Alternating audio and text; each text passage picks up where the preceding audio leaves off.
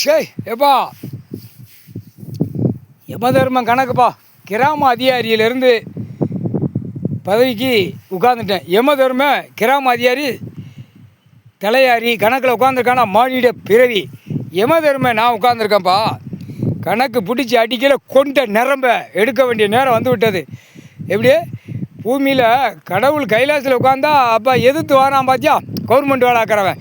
அப்போ புடுக்களையும் குண்டிலையும் சூடு வைக்க வேண்டாமா? தின்னு கழிக்கிற ஆணுக்கு பெண்ணுக்கும் தின்னு கழிச்சு போகிறான். ஒரு இடத்துல நீதிமன்றத்தில் வழக்காடுதுன்னா அந்த இடத்துக்குள்ளே கவர்மெண்ட் வேலை ஆக்கிறோம் உள்ளே போகக்கூடாது. அப்போ கவர்மெண்ட் நாங்கள் தான் நியமிச்சிருக்கோம், நாங்கள் தான் ஆட்டுதோம், கொடியை தூக்கி ஆட்டுதோம்னு ஆட்டுதான். டெல்லி டு தமிழ்நாடு, தமிழ்நாடு டெல்லி ஊடாலப்பட்ட மாநிலம் இலங்கை சுழன் உலக நாடு. அப்போ இந்த கண்டார் வழி மன்னர்கள் என்ன செய்யணும்? ஆட்டாமுட்டிக்க வானரப்பட உள்ளே வந்தவொடனே ஆட்டாமுட்டிக்க குண்டிலையும் புடுக்கலையும் சூடு வச்சாகணும். தின்னு கழிக்கான்ல.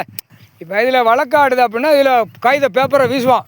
ஏன்னா நாங்கோலிச்சாலை ரோடு போகுது, அந்த கணக்கு பார்க்கான்.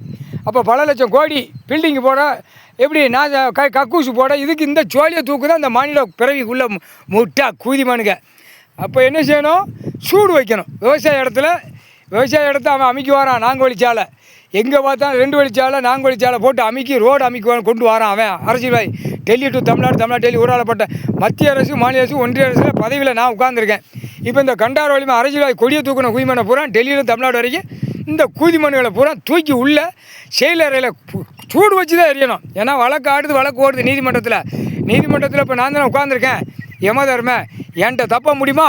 அரசியல்வாதி தூக்கி போட்டு மிதிக்கணும். முக்கால் சேர்த்து